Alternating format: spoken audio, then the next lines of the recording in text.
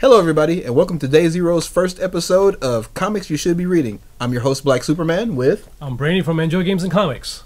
All right, and so today we're going to talk about a comic book that you turned me on to. Correct. It's called Danger Club by Landry Walkers and art by Eric Jones. The book is published by Image Comics. Image has been coming out a lot of good stuff lately, and this is one of the top books out there, which I think a lot of people did overlook.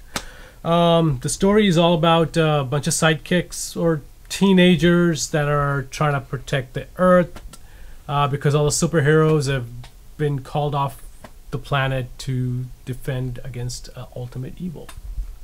All right, and so leaving the sidekicks to take over the defending of the world. Now, I really like this story, and I'm really glad you told me about it.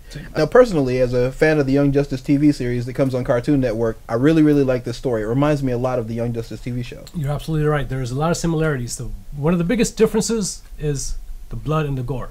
And we've seen a lot of comic books where they do, obscene amount of blood, gore, and everything, but it doesn't fit in most of the time with the story. It's just something they're just doing in there. And this one, you can see, hey, the artists are trying to prove a point that these guys aren't just little kids. They're trying to, defend themselves and everything. So it fits in. It's not the simple Young Justice that you watch on TV where they're just, fighting off the bad guys and nothing else. Yeah, and it's not overly gratuitous with the violence and with the blood and gore. I mean, there is violence, there is blood and gore. I mean, when you come into superhero comic books, honestly, there should be. Exactly, which is a lot of superhero books do miss out on. They don't show the blood and gore. I mean, come on, the guy's punching you in the face. There should be some teeth being knocked out. There should be some blood flowing around, right? A little bit, at least. Exactly. So, I love that aspect of this story. One of the few things about this story that does throw me off is that they haven't gotten into the backstory, at least not yet. Correct. Well, they do start off by telling you at least what happened. They tell you that the superheroes were called off the planet. That's the first thing they tell you, but they don't tell you anything else. They tell you it was for a great evil, but okay, what was the evil? They don't tell you any of the backstory. So you're right. There is a backstory missing to it. But they've kept, so far it's in issue number 3, they've kept the story flowing enough that you don't miss it too much. It is missing, I agree with you, but it's not missing too much. I'm sure the writers will get into that story as well. One thing I did like about the first issue, even the second, they have enough mystery involved in there, which goes into not knowing the backdrop. But as far as the individual characters are concerned, we don't know very much about them either. We know they're young teenagers. Some of them are sidekicks. Some of them might just be pretending to be superheroes. But we don't know very much about them. Some of them have powers. Correct. Others, abilities like we've got Young Justice-ish characters. How's that?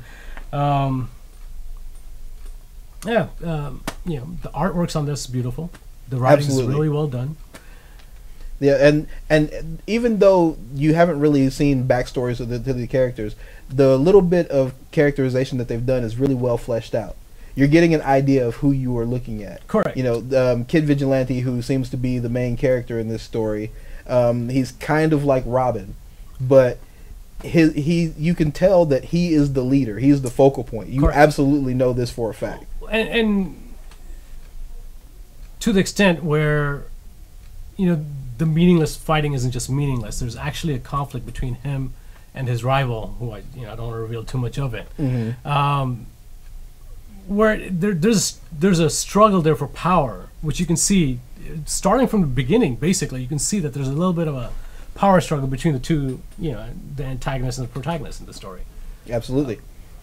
And so, and I like that because with so many comic books, especially the mainstream comics, I mean, I love Superman and I love Batman, I love Spider-Man, but when you get into their books, a lot of times you have absolutely no idea what they're trying to accomplish. Correct. Well, to most extent, yes. Batman, we know.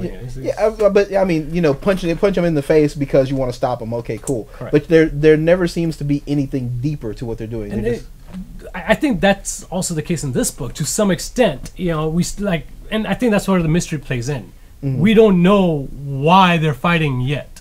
At least not in issue number 1. Yeah, we do get it in issue number 2. So, again, I don't want to spoil too much of the story. I think people should read it, get more into it, and it's a great book. And I agree. And I think that if you get into this book, you're going to love it. I think that you're going to enjoy it. I think that you will find yourself feeling a little bit lost, but I think that if you go along for the ride, I think that there'll be a payoff. Absolutely correct. Anything else you want to add to that? No, I don't think so. I think that I will say thank you for turning me on to this book. Definitely welcome. Look forward to talking about a new book next week. So next week we'll be discussing Finding Gossamer, written by David Rodriguez, and Sarah Ellington does a beautiful art on there. The book is published by Third World Studios. So we'll see you guys next week. Yeah, we'll look forward to it. So until then, this has been Black Superman, and This is Brainy. signing off.